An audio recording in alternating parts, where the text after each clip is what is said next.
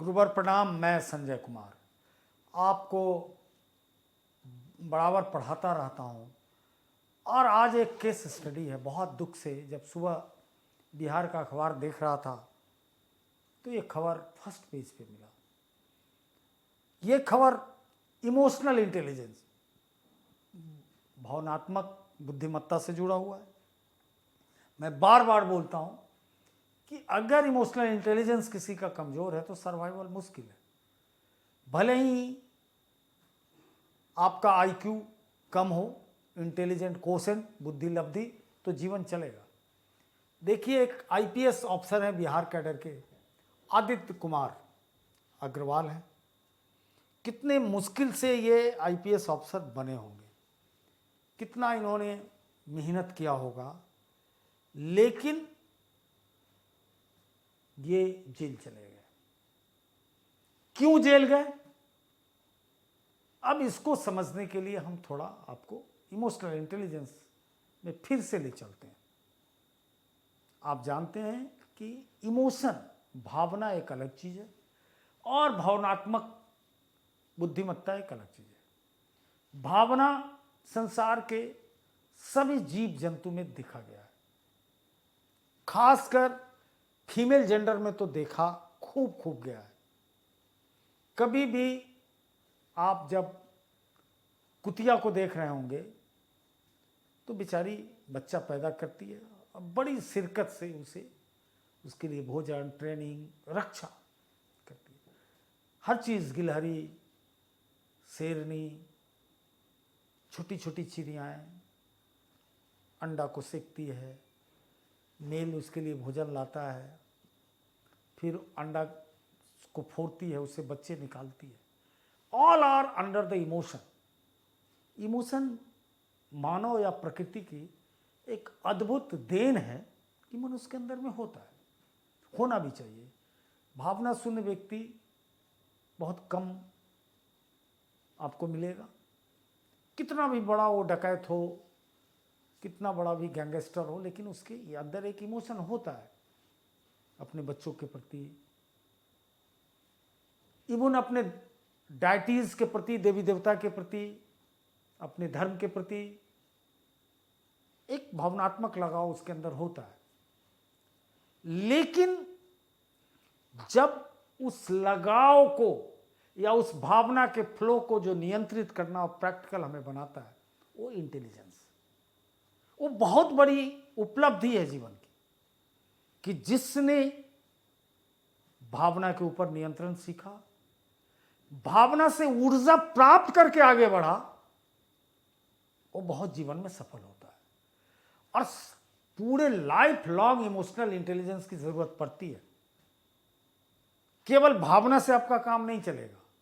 हर इंसान में लोभ, काम, क्रोध, ईर्ष्या होती है, लेकिन उसके बीच ये मैं नहीं कहता हूं अपने धर्म की तरह कि इसको त्यागो, नहीं। लोभ में भी ऊर्जा है। अगर लोभ है किसी चीज को के प्रति, तो हम पॉजिटिव रास्ते से चले, परिश्रम और सत्य से चले, तो लोभ मुझे ऊर्जा देगी, ईर्ष्या भी देगी, एक जलन मचेगी कि इसकी गाड़ी इतनी अच्छी है, इसका कपड़ा ऐसा है, तो आप प्रयास करके पाए, न कि छीन ले, डकैती करे। वो बैलेंस करना ही इमोशनल इंटेलिजेंस। ये मानवर प्रिय साथी आदित्य कुमार जी आईपीएस बने, लेकिन क्यों जेल चले गए?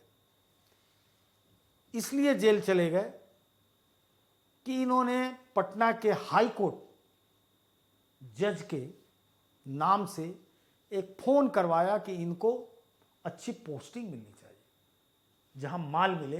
क्योंकि बिहार में शराबबंदी के चलते पुलिस ऑफिसर की सुनते हैं, मैं जानता नहीं हूं भाई, कि लोग कहते हैं कि बड़ा चलती है, बड़ा पैसा है। तो तत्कालीन मुख्य न्यायाधीश थे संजय करोल, और डीजीपी, वहाँ की जो डीजीपी थी, डायरेक्टर जनरल ऑफ पुलिस, इसके सिंघल को फोन का मामला था। और वो मामला इतना तुल पकड़ा कि बहुत थोड़े पहले का है, इंक्वायरी चली, इंक्वायरी में फंस गए। अब तो डीजीपी अलग है और हाई कोर्ट जज भी अलग हो गए, और इस आदमी को की गिरफ्तारी की बात आई, एंटीसिपेटरी बेल लगाए पटना हाई कोर्ट में भी, सुप्रीम कोर्ट में भी। सुप्रीम कोर्ट ने डायरेक्शन दिया कि आप समर्पण कीजिए। आके समर्पण किए और आज बिहार जेल में। बताओ जिंदगी क्या है? क्या आईपीएस इसलिए बनते हैं कि हम इस देश को लूट लें? क्या ये सौगंध खा के आए होंगे भारत के संविधान का? ठीक है, इनको सजा मिले, मुक्त हो जाए, मुझे मतलब नहीं है, लेकिन इतना ही खबर आ जाना हमारे लिए केस स्टडी है इमोशनल इंटेलिजेंस का। किस व्यक्ति में वो संतुलन नहीं रहा, वो लोभ का, वो ईर्ष्या का, वो लालच का, वो सारी असंतुलित हो गई। तो क्या ऐसा आईपीएस बन के हम क्या करेंगे? कौन सा रोल मॉडल, क्या अपने बच्चों को बताएंगे? इनको भाई झूठ बोल रही होगी कि पिताजी को आपको फंसा दिया गया, बड़ा रिश्तेदार भी बोलते हैं उनको फंसा दिया गया। भाई फंसने गए क्यों? ऐसी हल्की बात नहीं है कि सुप्रीम कोर्ट ने आपका बेल रिजेक्ट किया। कॉन्क्रीट पूरे इंक्वायरी, और वैसे भी इन लोगों की इंक्वायरी में बड़े कम लोग फंसते हैं।